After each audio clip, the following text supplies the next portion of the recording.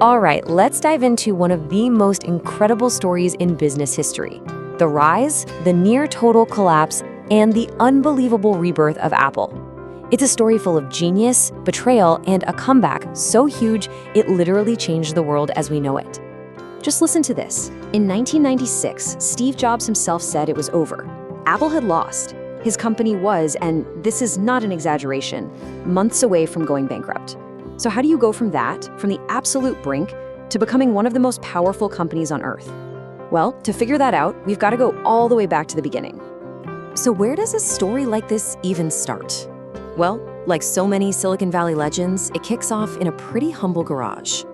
It was right there, on April Fool's Day in 1976, that two friends, both named Steve, started something that would do way more than just build a company. It would kickstart the entire personal computer revolution. Those first few years were just a total blur of activity. I mean, think about this timeline. In '77, the Apple II pretty much invented the idea of a home computer. Just 3 years after that, they go public in a massive IPO. And by 1984, they introduced the Macintosh. In less than a decade, they went from a hobby project in a garage to a global phenomenon. And at the absolute heart of this whole thing was this legendary partnership. You had Steve Wozniak, who was the pure engineering genius, the guy who could make magic happen on a circuit board. But then you had Steve Jobs, the visionary. He's the one who looked at what Wozniak built and didn't just see a cool gadget for nerds, he saw a tool that could change the world. And get this, the price of their very first computer, the Apple I, was $666.66. And no, it's not what you think. There was no secret meaning there. Turns out Steve Wozniak just thought repeating digits were cool. It's kind of the perfect little detail from their scrappy hobbyist beginnings. Okay, so the Apple II was the company's first real home run, but what really sent it into the stratosphere was this thing called VisiCalc, the world's very first spreadsheet program. This was what we now call a killer app. It single-handedly turned the personal computer from a toy into an absolute must-have for business. A whole new market was born right there. By the time Apple went public in 1980, the hype was just completely off the charts. The IPO was so massive that it created about 300 millionaires literally overnight. That was more than any company since Ford. Apple had officially made it to the big leagues. But you know, that kind of meteoric rise, it rarely lasts forever. The success started creating all this pressure, and deep, deep cracks began to form inside the company. And that was setting the stage for a fall from grace that was almost fatal. This right here, this single question, it perfectly captures the conflict that was about to blow up. This was Steve Jobs' famous pitch to get a Pepsi executive, John Sculley, to come be Apple's CEO. Jobs thought he was getting a partner, but what he got was a battle for the soul of the company he built. So that tension between Jobs' wild, long-term vision and Sculley's more conventional, by-the-books business approach, well, it finally exploded. In 1985, after a huge boardroom showdown, the board took Sculley's side. And just like that, Steve Jobs was forced out of Apple. And without its visionary, Apple just drifted. The product line became a total mess, just a confusing jumble of models. Microsoft Windows was absolutely dominating the market, eating their lunch, and Apple's own software was getting old and clunky. The company was in a complete tailspin. I mean, it got so bad, you guys, the business world wasn't just predicting that Apple would fail, they were literally writing its obituary.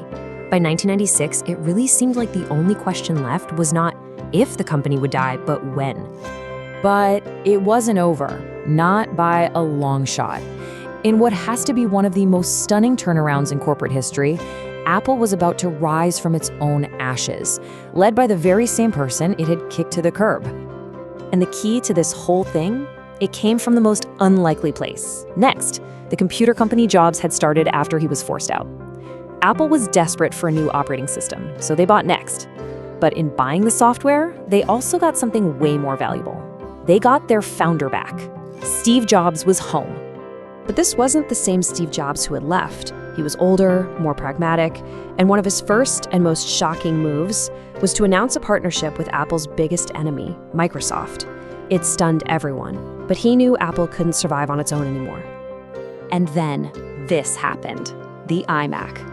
This was not just another computer. This was a declaration. It It was fun, it was colorful, it was beautiful, and it completely shattered the idea that computers had to be boring beige boxes. This was a signal to the entire world. Apple was back, and they were here to innovate. Okay, so the company is stable again. But Jobs wasn't just aiming for survival. He and Apple were about to launch a series of products that would do more than save the company. They would redefine entire industries. What happened next was just a masterclass. First, in 2001, the iPod literally put 1,000 songs in your pocket. Then, the iTunes Store completely changed how we all buy music. And then, in 2007, the iPhone arrived, combining all of it into one device. It wasn't just a new phone, it was a thing that would fundamentally change how we live. And that same year, they made a small change that meant everything.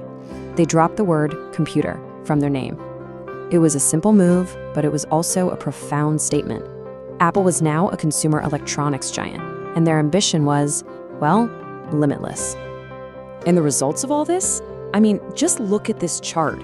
They are absolutely mind-blowing.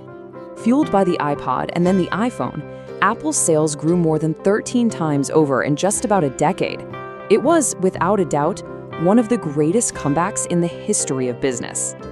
So, from a garage to the brink of death and then to total world domination, Apple's story is just incredible.